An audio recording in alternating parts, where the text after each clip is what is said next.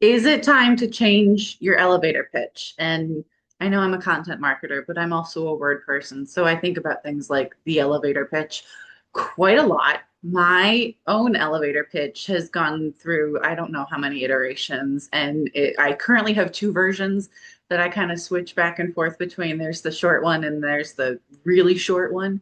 And it kind of depends on who I'm talking to. If someone has no idea what I do, there's the one. And if someone knows they've met me and they just need a quick refresher on what I do, there's another one. But wanted to bring this up because I recently changed, and it was just like one or two words that I changed in my elevator pitch. But I wanted to bring this to you to remind you that sometimes your brand evolves. And in addition to changing the content on your website and your tagline and your bio and your social media and all the things, you also need to change your elevator pitch. So, as an example, what I changed on mine is because I always talk about creating content that A you helps with your SEO, helps you show up, and is also human friendly. So the real live people who find your content are more likely to keep reading it all the way to that call to action. So previously, I would say, because SEO is kind of a mouthful and no one really, a lot of people know what it means, and a lot of people kind of have heard the phrase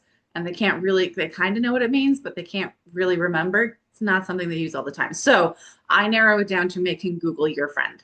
That's basically what SEO used to mean. And let's be real, that's what SEO still means for the most part today.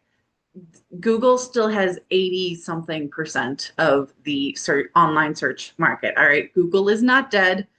Is it dying? I don't know. Maybe it's a little sick right now. We don't know yet if it's terminal or if it's just like a bad cold, but it's definitely struggling right now. I will not say that Google is dead because way too early to make that call. But we do know that people are starting to use things like ChatGPT and Claude and insert AI tool here to try and look for information there instead of looking on Google. So that is what I'm now, instead of saying Google, make Google happy, I say let's make the robots happy and also make the real live humans who find their way to your website happy.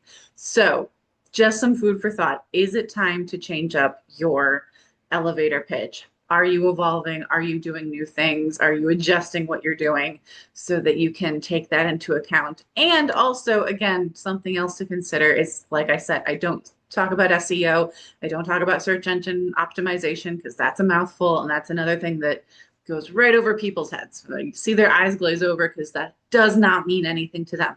You bring up Google, that is something that clicks with them. They all know Google. You bring up, showing up when people are looking for you, that is something that gets people's attention because that is something everyone wants. So if you have not already done so, take another look at your elevator pitch and talk about, are you A, using language that makes sense to the people you're talking to and the people you want to be talking to?